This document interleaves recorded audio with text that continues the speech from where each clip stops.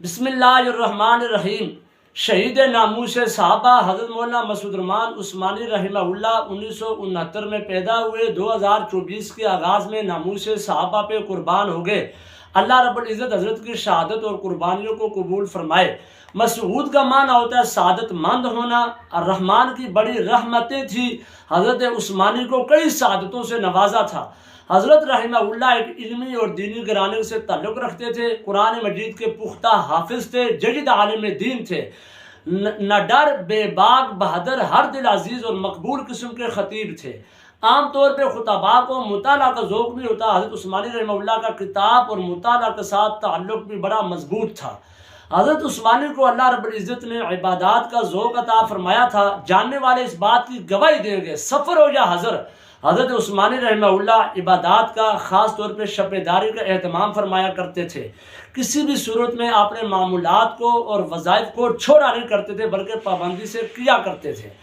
آخری سالوں میں حضرت عثمانی رحمہ اللہ ہمارے محقق اہل سنت مناظر اسلام مفتی اسرار الحسن عباسی صاحب حفظہ اللہ کی مسجد میں اعتکاف کا اہتمام فرمایا کرتے تھے۔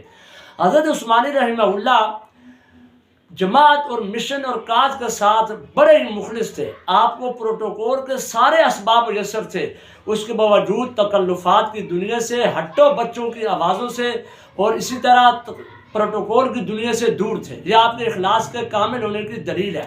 قافلہ امیر عظیمت کے اساسی اور بنیادی ورکر تھے۔ 40 سالہ اس دور میں آپ کی صلاحیتوں کے باوجود جماعت کی کئی پالیسیاں آپ کے مزاج کے موافق نہیں ہوتی تھی، اس کے باوجود بھی الگ جماعت نہیں بنائی، کوئی گروپ نہیں بنایا، کوئی فتنہ کھڑا نہیں کیا۔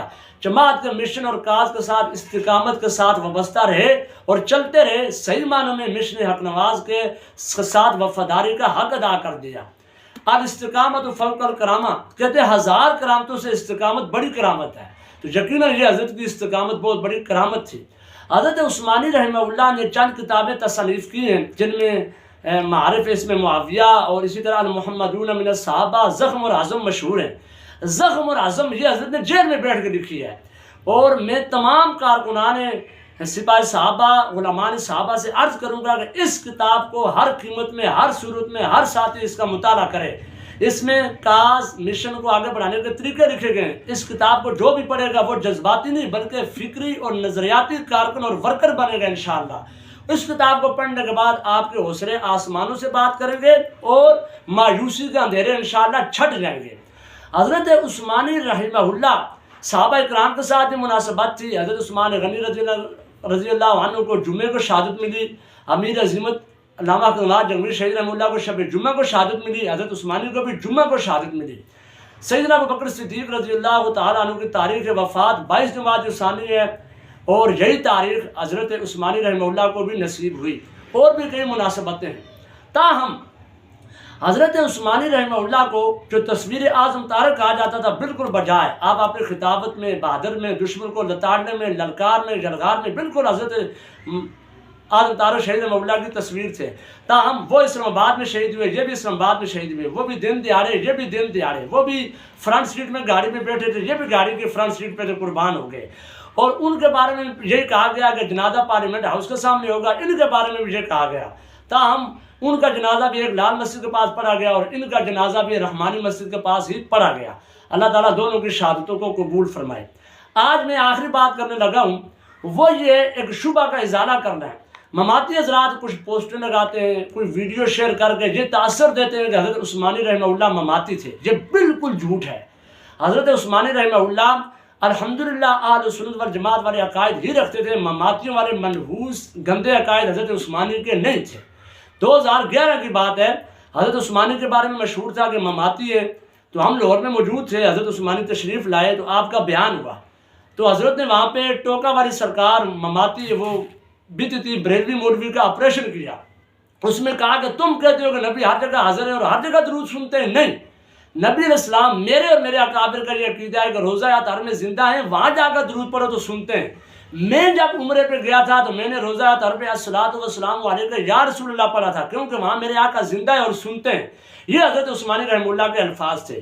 اس کے علاوہ عطا اللہ بندیالوی مماتی نے ایک کتاب لکھی ہے مسلک شیخ القرآن، حضرت شیخ القرآن مماتی تھے.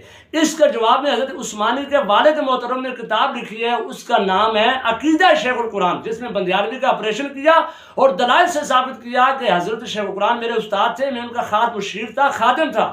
حضرت شیخ القرآن پکے حیات النبی صلی اللہ علیہ وسلم کے قائل تھے، مماتی نہیں تھے. اسی طرح ان کے والد محترم مولانا عبد المعبود صاحب نے سوانح شیخ القرآن بھی لکھی ہے، اس میں شیخ القرآن کا عقیدہ حیات النبی ہی لکھا ہے صلی اللہ علیہ وسلم. تو میں مماتی سے کہوں گا کہ تم قرآن کی رٹ لگاتے ہو تو لوگوں کو بزرگوں کا، خطباء کا، لیڈروں کا نام لے کر دھوکہ کیوں دیتے ہو؟ حضرت عثمانی رحمہ اللہ نے کبھی اس جگہ مماتیوں کی تعریف کی ہے تو یہ مطلب نہیں ہے وہ مماتی سے. تعریف کیا کی ہے؟ اصل میں امیر عظیمت رحمہ اللہ کی یہ پالیسی تھی کہ ہم شیعہ کے خلاف، گستاخان صحابہ کے خلاف تمام سنیوں کو ایک پلیٹ فارم پہ جمع کریں گے. اس لیے مماتی مسلمان ہیں، بریلوی اہل حدیث مسلمان ہیں، تو شیعہ کے خلاف غلامان صحابہ سب کو اکٹھا کریں گے. یہ پالیسی ہے جماعت کی. اس لیے حضرت عثمانی نے یہ کہا کہ ارشاد توحید سننے والا بھی آئے گا، صدیق اکبر کی ناموس پہ پیرا دے گا تو میں اس کا منہ چوم لوں گا. اس کا یہ مطلب تو نہیں ہے کہ حضرت عثمانی رحمہ اللہ نے مماتیوں کا عقیدہ قبول کر لیا ہے. اللہ مماتیوں کو بھی ہدایت نصیب فرمائے.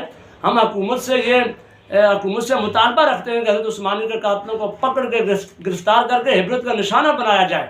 اللہ رب العزت حضرت کی شہادت کو قبول فرمائے، حضرت کے مشن کو دن رات جاری اور ساری فرمائے.